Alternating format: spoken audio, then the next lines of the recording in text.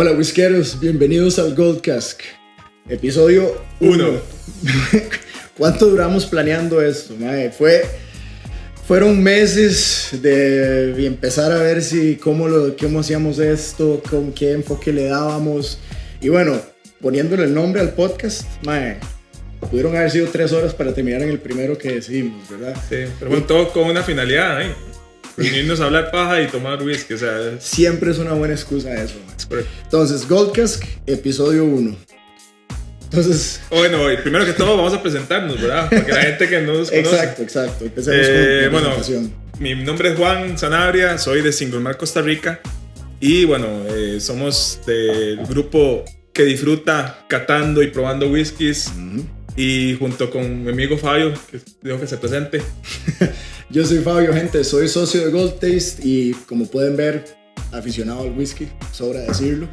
Pero aquí estamos, la idea es hacer una plataforma precisamente, no solamente para hablar de las cosas que, ¿verdad? Este hobby que es tan bonito, tan entretenido y tan increíblemente amplio, sino también la idea es...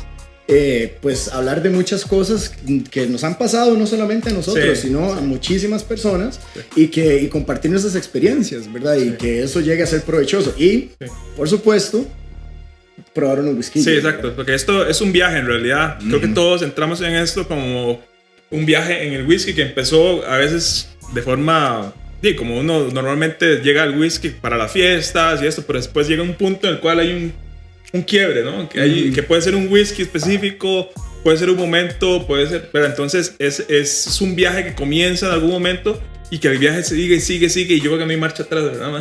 Una vez que uno comienza, ya eso más bien va uno metiéndose más y también a ver qué tan intenso es uno con lo que realmente quiere aprender, quiere probar. Y bueno, eso nos tiene aquí hoy en día, después de ya varios meses, como dijo Fabio, de estar planeando esto. Entonces hoy, nuestro primer episodio... esperamos que de muchos más, ¿no? Así es. Y bueno, hoy nos reunimos y como lógicamente la idea es que nos conozcan, vamos a estar, primero contarles que también vamos a estar incluyendo más gente, ¿verdad? En estos podcasts con los cuales podamos aprender, porque también esa es la idea, no solamente... Bueno, aquí nuestro sonidista nos está dando instrucciones, como pueden ver, es un trabajo en progreso. Sí, en realidad, bueno, pero la idea es no solamente que nos vean a nosotros ver paja, sino que también podamos explicar un poco y tal vez ayudar a la gente que también tal vez está empezando ese viaje, por lo que por nosotros ya pasamos por esa parte, y tal vez explicarles un poco, ayudarles o guiarlos, la gente que le interese aprender sobre whisky o aprender sobre bueno, todo en general sobre el whisky, pero justamente compartir las experiencias y las historias, ¿verdad, Fabio? Exactamente. Y ¿cómo se llama el episodio de hoy? Bueno, eso es hay que vos tenés una idea. ¿Cómo podría llamarse? El episodio de hoy se llama Muy rico, muy picante. Muy rico, muy picante. Muy rico, muy picante. ¿Y por qué? ¿Cuál es la historia? Bueno, es una anécdota, ¿verdad? Que es en un club de whisky, ¿verdad? En el que nosotros estábamos. Siempre pasaba, ¿verdad? Que una persona, nunca falta esa persona que se compra esos whiskies, ¿verdad? Que invierte $1,500 por botella, $700, $800, se las compra, y luego uno le pregunta, ¿qué sabe eso? Y sí, muy rico. Muy rico, muy picante. Muy rico. Y ya cuando entonces uno ve que son varias veces que esa persona nada que pone el huevo, entonces uno llega y como que le sigue preguntando, ¿verdad? Es como, bueno, pero a ver, ¿qué más, verdad? Y entonces la evolución de esa persona dio 100% más notas. Pasó de muy rico a muy picante. De muy rico y muy picante. Pero eso a fin de cuentas... Pero es normal, ¿no? Es como justamente muchas veces uno al principio entra en esto y ni siquiera a veces... Bueno, cuando yo entré, contamos la historia, nosotros cuando entramos y bueno, cuando yo entré específicamente era algo que me gustaba el whisky, pero nunca me detuve a decir, ok, voy a tratar de sacarle notas a un whisky, a detenerme a estudiarlo, a analizarlo detalladamente. Y justamente uno le preguntaban, y es que y me identifico, que uno al principio dice, no, es que está rico, sí, pero me cuesta encontrar notas, porque tal vez no tienen ese enfoque. Eso pasa mucho en las catas, digamos. Hemos hecho catas y mucha gente que está empezando con esto dicen, ¿cómo hacen para sacar notas y todo? Bueno, al principio, lógicamente, tal vez no estás poniendo el detalle en primero, tratar de enfocarte en el whisky propiamente, que es algo que uno va desarrollando, lógicamente. Exacto. Es algo normal, mae. O sea, vamos a ver, yo creo que absolutamente nadie ha agarrado y ha probado un whisky la primera vez, ¿verdad? Porque obviamente todos hemos empezado, ¿cómo empezamos en esto? Mae? Siempre hemos empezado que echándonos un tapiz con soda o con, bueno, vos entraste como ya en una etapa como un poco más de aprendizaje, pero la gran mayoría de las personas, ¿verdad? El 99% de las personas que empezamos en esto, no empezamos realmente, ¿verdad? Queriendo catar. Empezamos como tomándonos un tapiz de whisky en un bar con hielo, con soda, con fantacolita, con ginger ale, con lo que fuera. Entonces, cuando ya uno procede a querer catar el whisky, ese golpe alcohólico que uno siente, por más que sea el mínimo legal, que podemos tocar ese tema más tarde, pero por más que sea el mínimo legal, ¿verdad? El 40%, ese primer choque en el paladar, uno no sabe ni qué pensar. A uno le sabe, y eso es lo que dice todo el mundo, y está bien, sabe a alcohol, ¿verdad? Sabe.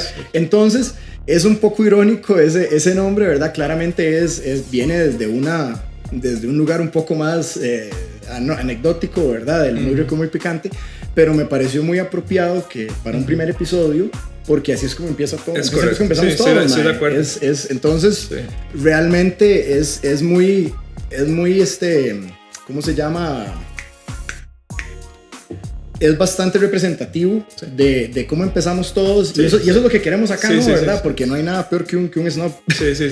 Entonces, la idea es que este podcast sea tanto para aficionados como nosotros, como para gente que quiere empezar. Claro. Exactamente. Y justamente por eso tenemos estos whiskies hoy, porque estos 3 whiskies, creo que, bueno, en nuestro caso particular, sí significaron algo en este camino, ¿verdad? Hubo una etapa que estos whiskies marcaron.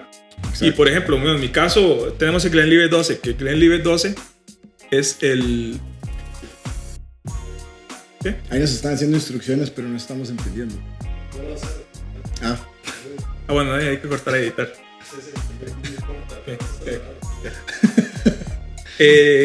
Estos whiskies ocupamos marcaron... carteles, ocupamos una pizarra para hacer, mira, que toque rimarme.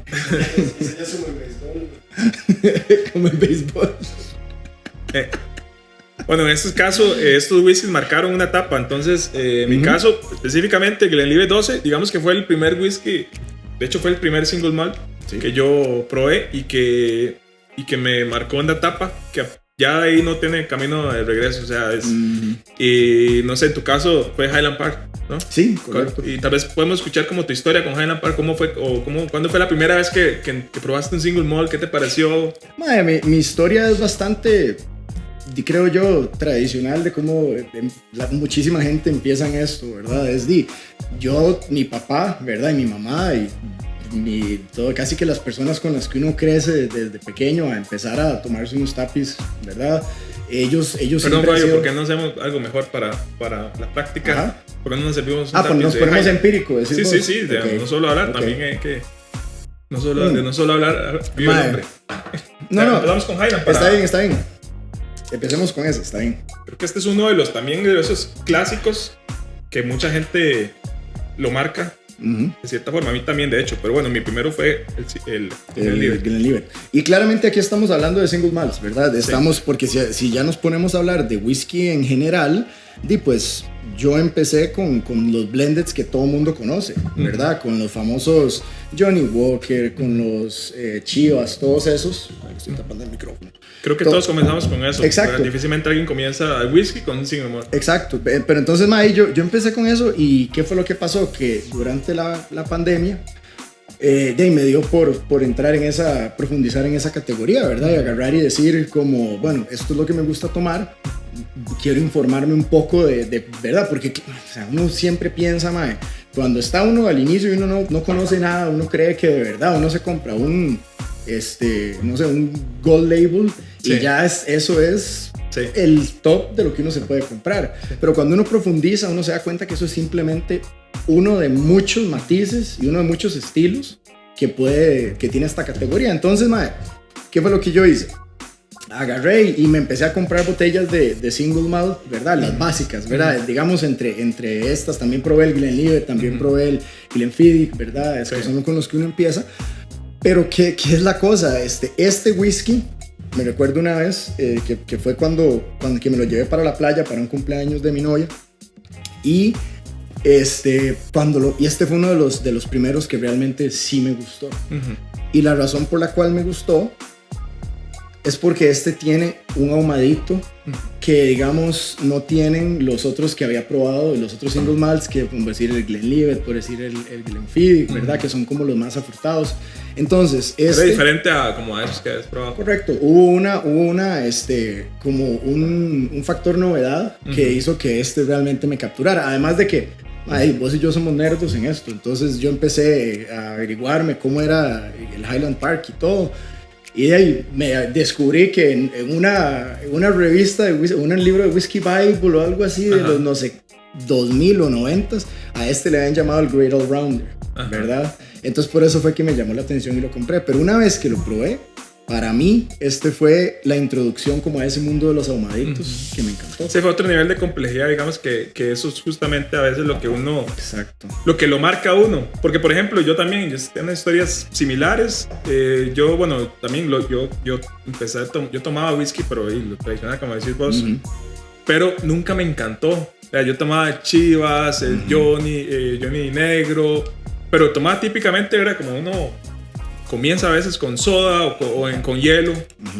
Y a mí me gustaba, pero no era algo que me encantaba. O sea, yo no compraba una botella de whisky para decir qué rico, hoy voy a tomarme un whisky.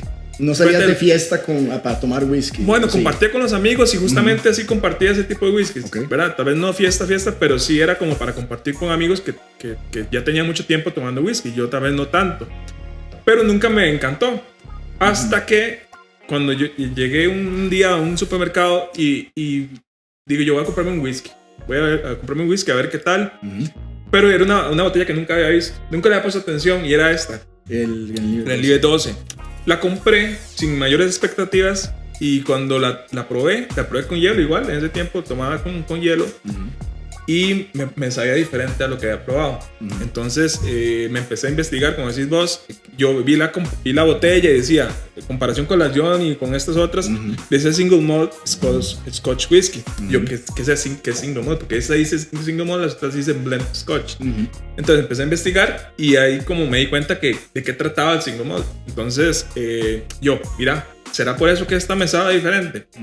Entonces ya entró el gusanito que voy a probar, buscar otra que diga single malt. Y también creo que, bueno, estas fueron de mis primeras también, pero otras el Talisker 10, por ejemplo, y que es muy diferente también, muy ahumado para mí en ese momento. Entonces yo empecé ya en ese momento a comprar casi que solo single malt y realmente empecé a degustarlos y a apreciarlos más, hasta el punto en el cual ya empecé a ver que esos se podían tomar sin hielo, que se podían tomar en copas como estas. Y ya empezó ya ahí fue el viaje de inicio para el tema de la apreciación del whisky, ¿verdad? Claro. Entonces son whiskies que realmente lo marcan a uno y ese es el camino. Y como te decía, tal vez es un camino, pero uno no puede pretender empezar a correr sin saber gatear o caminar.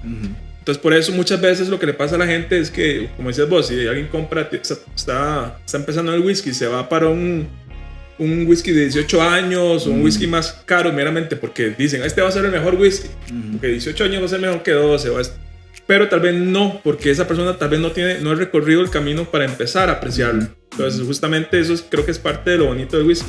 Acabas de tocar un tema muy, muy importante, Mae, y son los prejuicios, ¿verdad? Es que la misma industria, ¿verdad? Como la gran mayoría de la industria está dominada por blends, entonces pues a ellos mismos también les sirve tener toda una máquina de mercado detrás que pues no los fomenta explícitamente, pero sí hay ciertos prejuicios que van de la mano con fomentar sus propios productos, ¿verdad? Entonces tal vez antes de que empecemos a hablar de los prejuicios, Mae, me gustaría, porque me imagino que hay mucha gente bueno, mucha gente, los 0 seguidores que tenemos por el momento,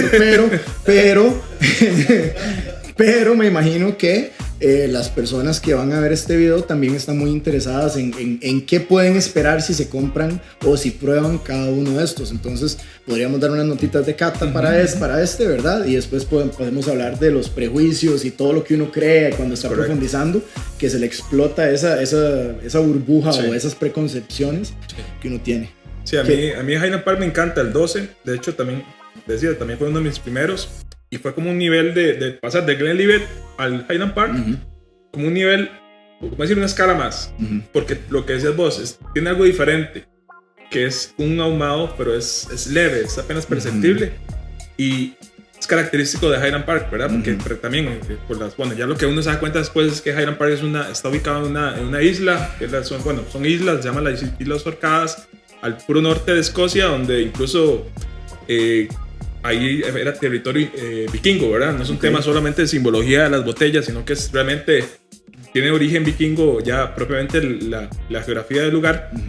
Pero tiene una característica que es la que me gusta a mí de Highland Park, que el ahumado de ellos es de una turba que es de la isla de las Orcadas, donde están ellos, de Orkney, y este ahumado se caracteriza porque es muy floral. Eso es justamente lo que porque vos sabes que en esa isla hay una cuestión que se llama brezo, que es como una flor como morada, que es la que domina ahí casi no hay árboles, domina el territorio, y la turba justamente, que es lo que se utiliza para hacer el ahumado, para secar la cebada cuando está malteando, es justamente con turba de ahí. Entonces la turba es muy floral. Y esto para mí es característica de Highland Park. También eso fue parte de lo que a mí me gustó. No sé si vos también sentiste algo así o averiguaste, te diste cuenta de eso cuando empezaste a probar este. Claro. Digamos, esa nota de turba, ¿verdad?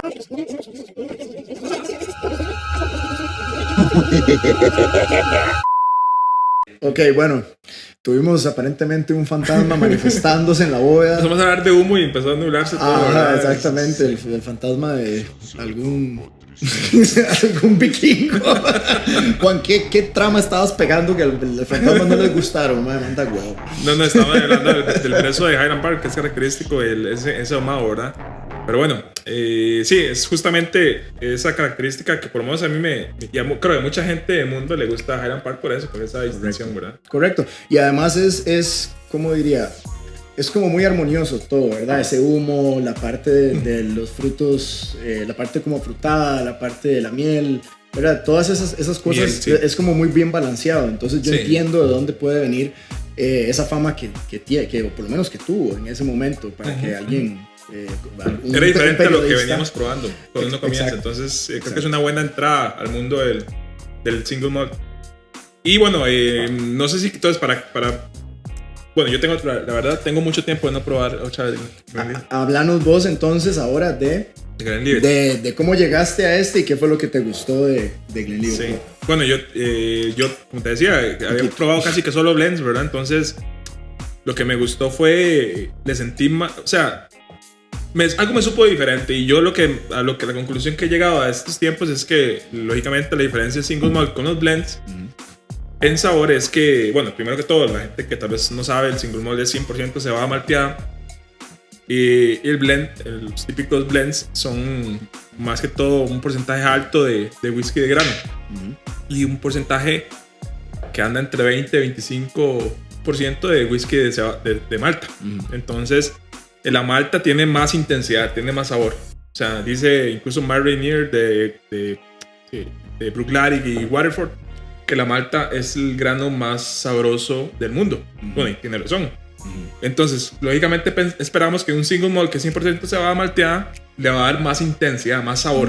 Digamos más carácter. Más carácter. Y de hecho por eso los blends utilizan single malt. Claro. Porque los blends utilizan un porcentaje alto de grano, whisky de grano, porque el whisky de grano es más barato hacerlo, porque se hace, como bueno, tal vez estamos entrando en parte muy técnica, pero el proceso es mucho más barato. Pero ocupan un porcentaje de malta porque la malta lo que le va a dar el whisky de malta es la personalidad, ¿verdad? Porque si se queda solo whisky de grano no va a tener esa intensidad y personalidad que le da la malta. Entonces por eso fue lo que probablemente en ese momento me llamó la atención, que era un whisky que tenía más intensidad de sabores, a pesar que venía en 40%, y tenía unos sabores muy agradables, que creo que por eso justamente Glenlivet, Glenfiddich, este tipo de whiskies venden tanto. porque son, bueno, primero que todo viene de la región de Speyside.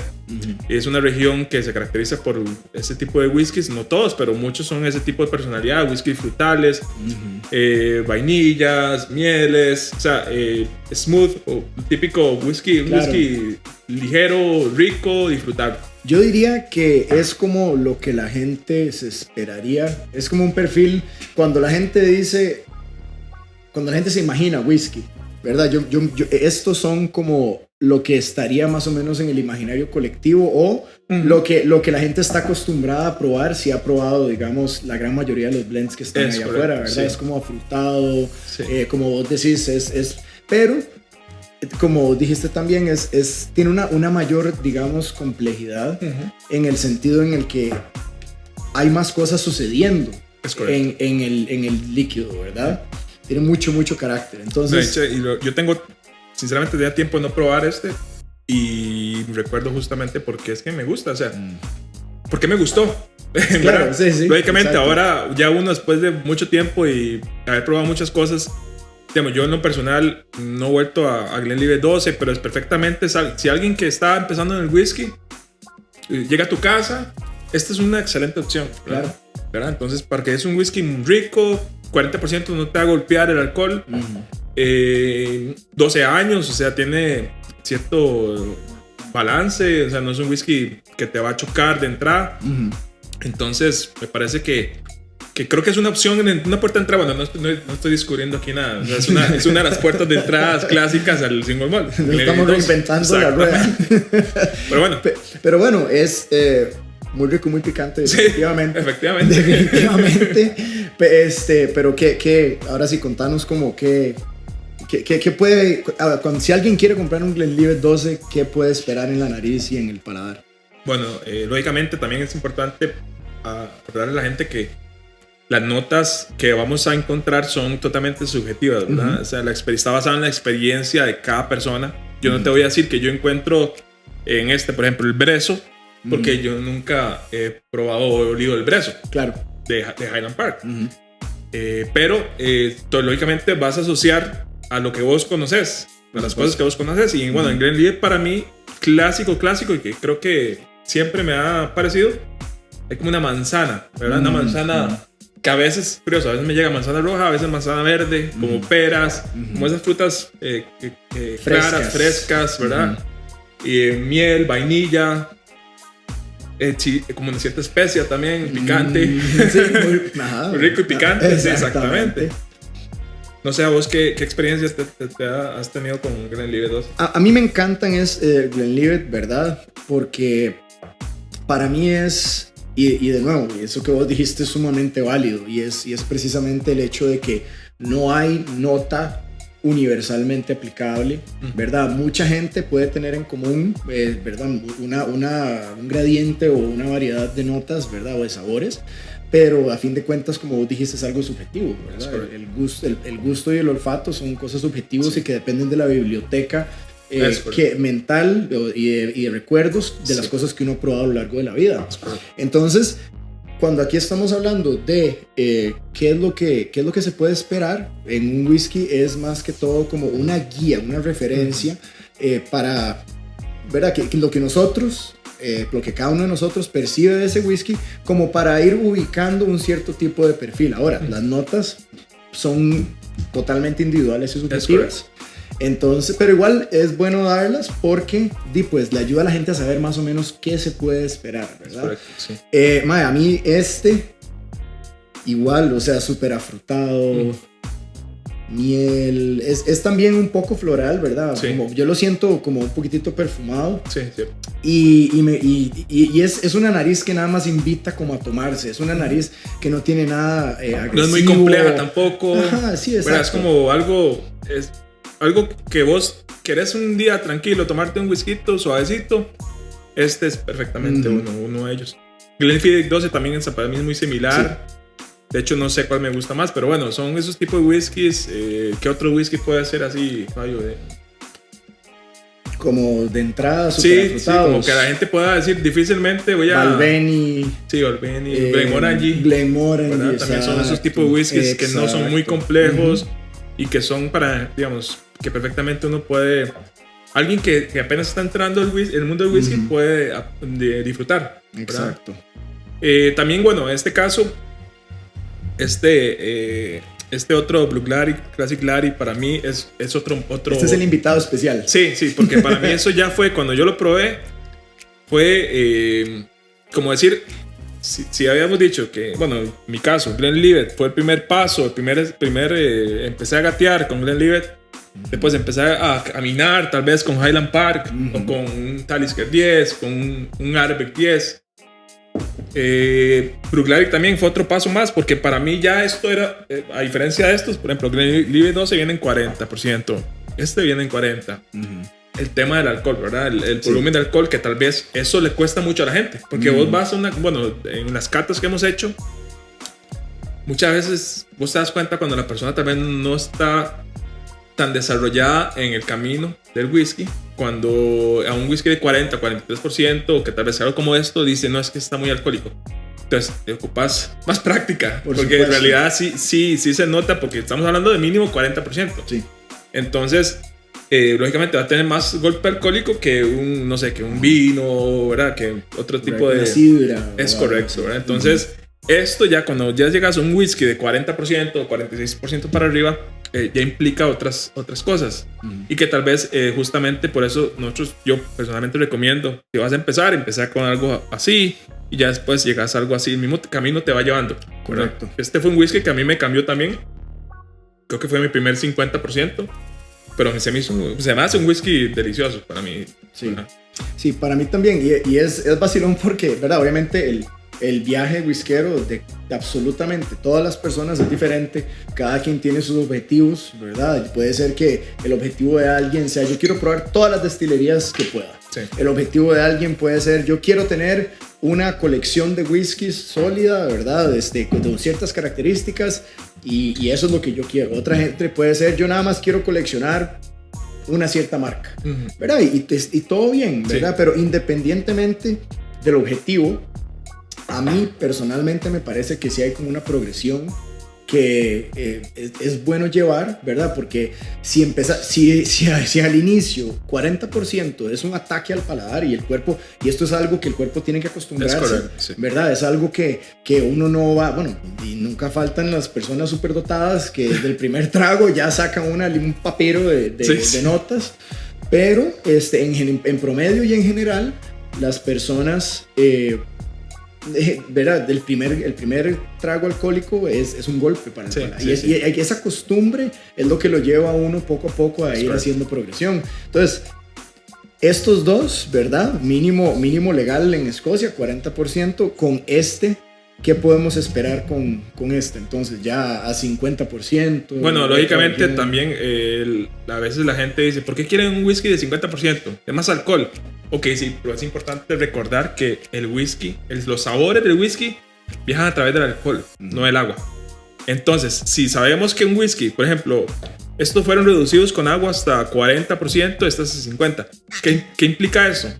Que el whisky salió de la barrica probablemente en un porcentaje más alto de alcohol, digamos que un 60%.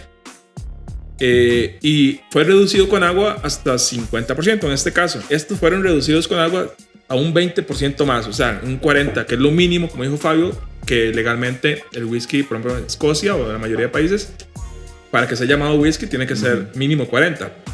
Entonces, cuando tenemos un whisky 50%, lógicamente tenemos más alcohol, pero también, por ende, más sabor.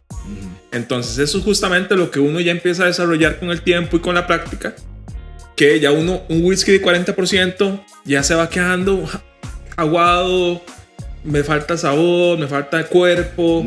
O sea, entonces Bruichladdich para mí fue justamente eso, el choque de saber algo, de probar algo intensísimo que en ese momento, para mí, que todavía lo es en realidad, que es un whisky también sumémosle que Bruichladdich es una destilería que está en la isla de Islay y que está en la costa y que tiene un toque componente salado, marítimo, sin ser ahumado, porque este es un Bruichladdich, la línea de Bruichladdich de esta no viene ahumado. Para eso está el Port Charlotte, el Octomore, ¿verdad? Correcto. Pero bueno, en este caso, eso justamente, esa intensidad de sabor, las notas que en este caso a mí siempre me llegan de estas, de de una piña también, saladito. O sea, es algo que en ese momento a mí me impactó, ¿verdad?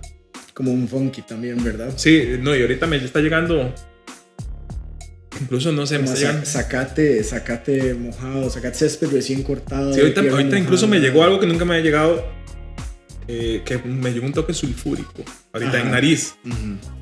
Desconozco si eso tendrá Jerez, pero usualmente el toque sulfúrico se le aporta muchas veces a las barricas de Jerez. Bueno, voy a probarlo porque en realidad tenía tiempo de no probarlo también. Me llega sulfúrico. Un poquito sulfúrico. Sí, entiendo lo que estás queriendo decir, sí. Como cuando decimos... Fósforo. Como un fósforo apagado. Es correcto. Exacto. Que es curioso porque a mí no... Bueno, cuando las botellas que yo he tenido no me ha llegado. Pero claro, lógicamente también puedo esperar que también hay variedad entre lotes. Claro. O puede ser que también la combinación de lo que hemos tomado hoy o lo que hemos comido. O sea, todo afecta. También claro. La gente es importante como señalarle eso, ¿verdad? Que la experiencia del whisky es algo que día a día puede cambiar, no solo la botella, sino que también tu cuerpo, tu percepción, claro. Lo que hay en el ambiente ese día. Entonces, cada día es una experiencia diferente. ¿Verdad? Entonces, tal vez un tema que podemos tocar, Fabio, es que justamente hablando de 50% y todo eso, es... riquísimo ¿verdad? Es el tema de los prejuicios, ¿verdad? Sí. Y las ideas preconcebidas y todo eso. Justamente, y yo creo que con lo que podemos empezar es con el color. Que sí. esa es como, ¿verdad? Sí, es un tema, siempre lo preguntan en las cartas. Uno bastante básico, que uno llega al supermercado o a la tienda o a un bar incluso, ¿verdad? Y está decidiendo qué whisky se toma y qué es lo primero, porque todo entra por los ojos. Es correcto.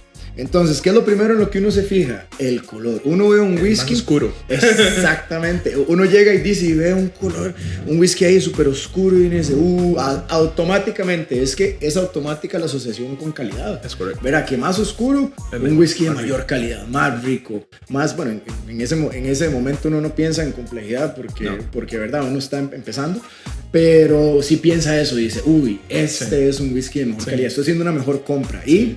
Sí, no, justamente. ¿Cuál es la realidad? Bueno, primero que todo hay una cuestión muy importante, que es que está permitido el uso de colorante en Escocia para los whiskies, ¿verdad? Es un colorante 150A, que es como un derivado del caramelo, pero en teoría no aporta diferencia de sabor, lo que aporta es color, justamente por lo que decís, porque la gente de la industria en un momento dijeron, lo que entra por los ojos es el color. Entre más oscuro la gente asocia que es mejor, entonces utilicemos colorante, pero no todas las destilerías utilizan colorante, por dicha. Correcto. Entonces, por ejemplo, Glenlivet, que es una etiqueta muy comercial, una destilería que más o menos produce unos 21 millones de litros al año, que es creo que el número 1 en single malts en cantidad de litros producidos, a algo como un poquito una producción menor, mucho menor, pero aún así grande, de Highland Park. Creo que este tiene colorante también, un poco por lo menos, pero bueno. Pero hay casos peores, digamos, los blends, usualmente, Johnny Walker, entonces, utilizan colorantes.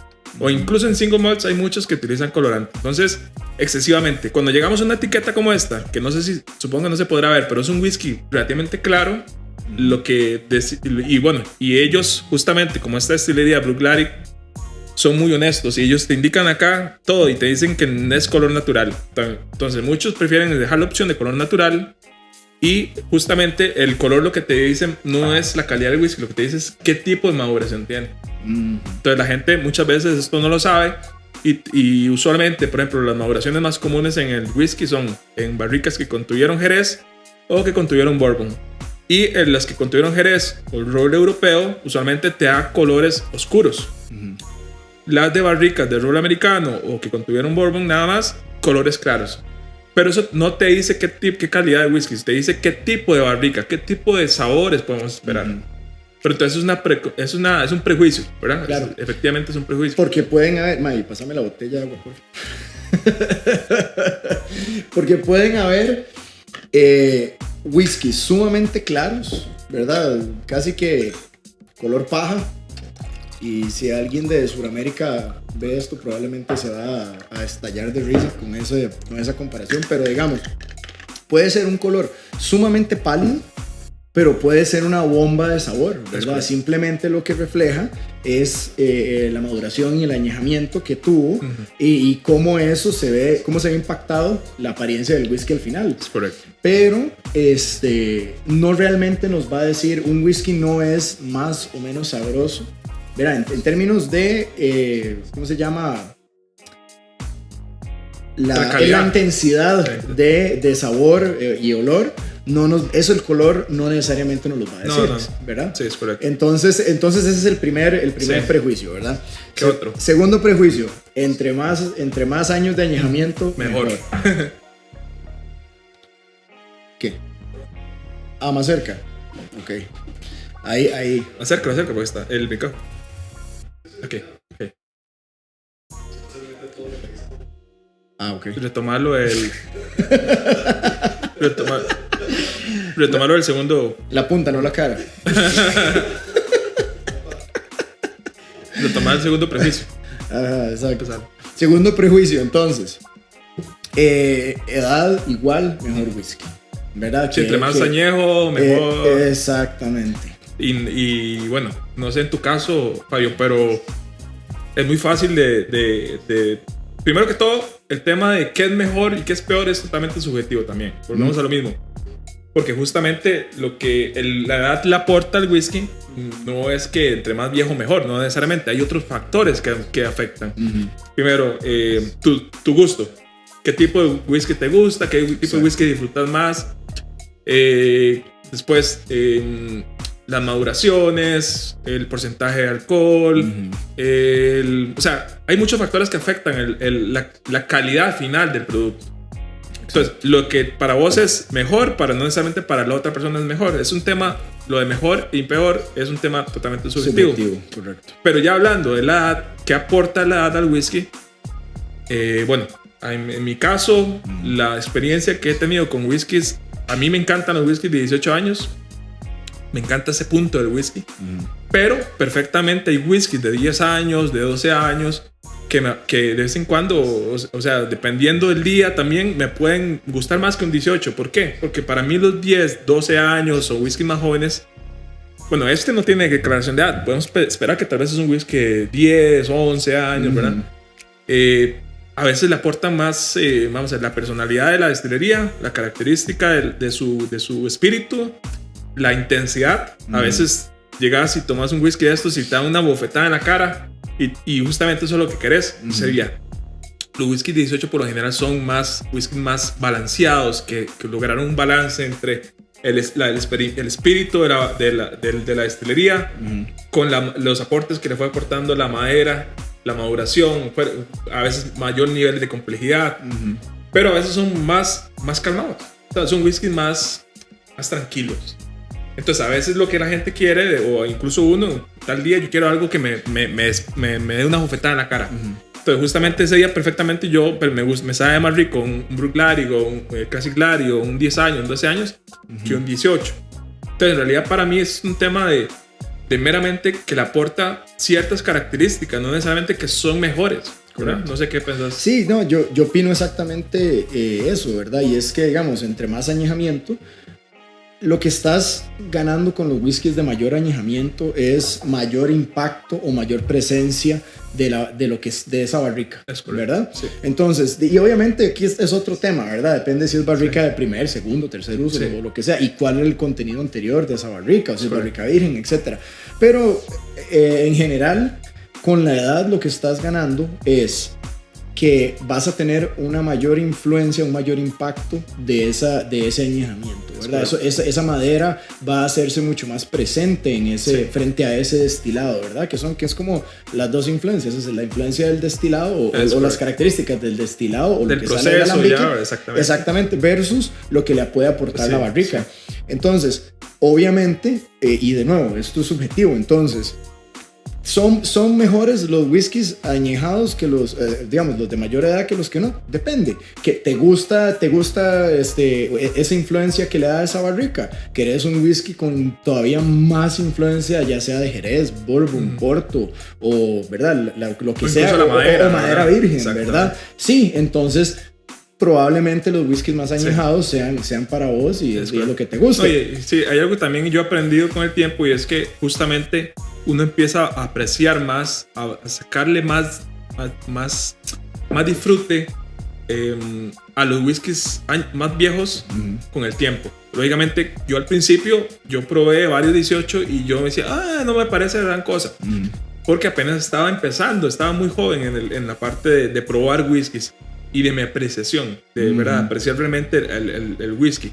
Cuando ya vos tenés, por eso yo siempre le aconsejo a la gente, vos querés empezar en el camino del whisky, no empezás a comprar 18 años ni 15 años, o sea, empezá por lo básico, incluso en una misma destilería, empezá en el core range, empezá desde lo más joven. Correcto. Hasta llegar a un punto de decir, me gusta todo lo que he probado esta destilería, me gusta su personalidad, voy a dar la oportunidad al 18, porque sabemos que tras eso los 18 y estos whiskies lógicamente son más caros. ¿Por qué? Porque para las destilerías conlleva muchos más gastos tener una barrica guardada 18, 21, 24 años ahí, ¿verdad? Entonces lógicamente por eso los precios de estos whiskies son más caros. No porque sean mejor, sino porque el costo de su producción es más alto. Exacto. Entonces yo creo que la mejor forma de apreciar esos whiskies es justamente no volverse loco. Usted al principio está comenzando tranquilo, empieza a disfrutar whiskies de 10, 12 y ahí va subiendo. Y vas a llegar a un punto en el cual tu mismo camino, tu cuerpo te va a decir, ok, quiero ya experimentar algo de esta destilería, algo más maduro, ¿verdad? Exacto. Y ¿verdad? Ese es el mismo punto de yo creo que diste en el clavo, ¿verdad? Porque esto es un hobby muy caro. Sí. Realmente es un hobby muy caro.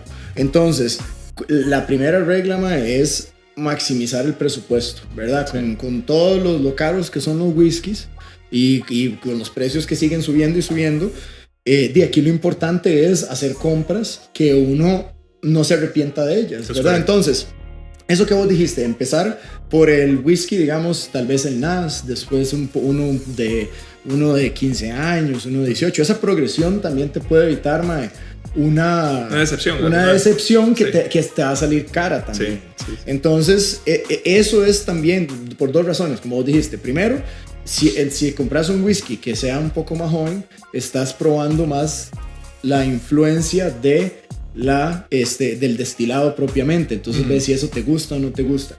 Y además estás cuidando tu presupuesto. Es correcto.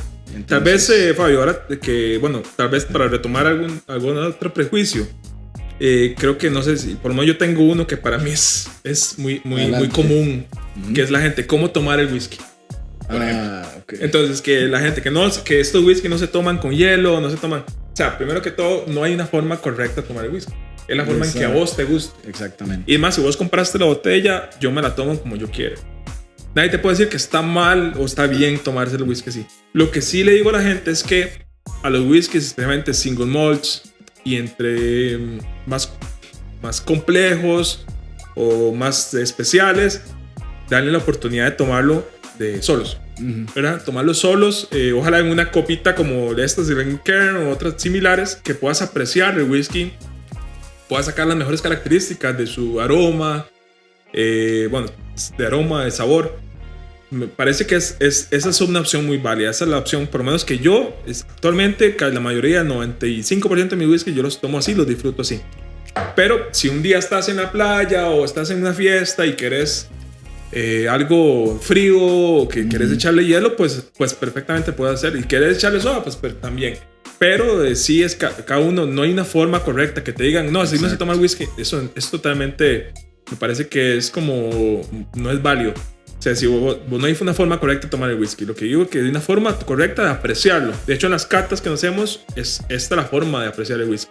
No vamos a meterle hielo, porque lo que va a hacer el hielo es enfriar el whisky, por así decirlo, esconder las notas, dormir la lengua. Entonces no vas a apreciar el whisky en sus mejores, por sus mejores características. ¿Qué opinas? No, opino lo mismo, ¿verdad? Y obviamente es el hecho de, y también hablando otra cosa, el mejor whisky. La famosa pregunta de cuál es el mejor whisky. De nuevo, tema subjetivo. ¿Cuál es el mejor whisky?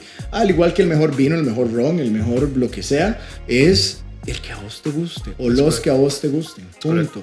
Y ese es el punto de todo, digamos, todo esto es un punto que es muy difícil digamos, mantener en raya a muchísima gente que se crean los dueños de la verdad. Es correcto. Y no hay nada más molesto a que llegue alguien a querer decirte: este es el mejor whisky, esto es, ¿verdad? La mejor marca, ¿verdad? Por eso es que, digamos, todas esas, la gente, porque nunca faltan las listas, ¿verdad? Ya sea en Forbes o en no sé dónde, que dicen los mejores whiskies del mundo. Está bien, los mejores whiskies del mundo para esa persona. Para esa persona.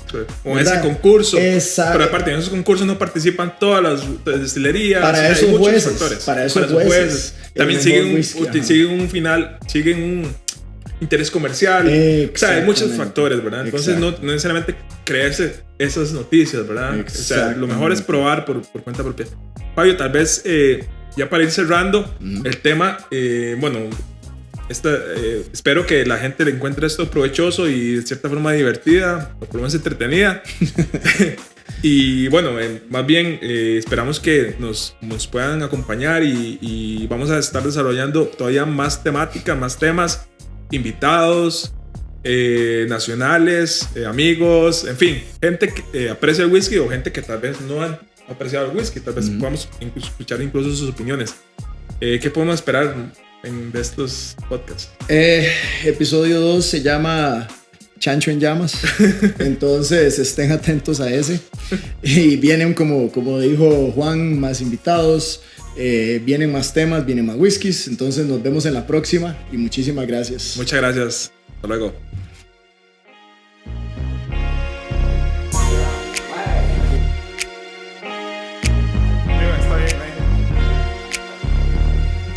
Sí.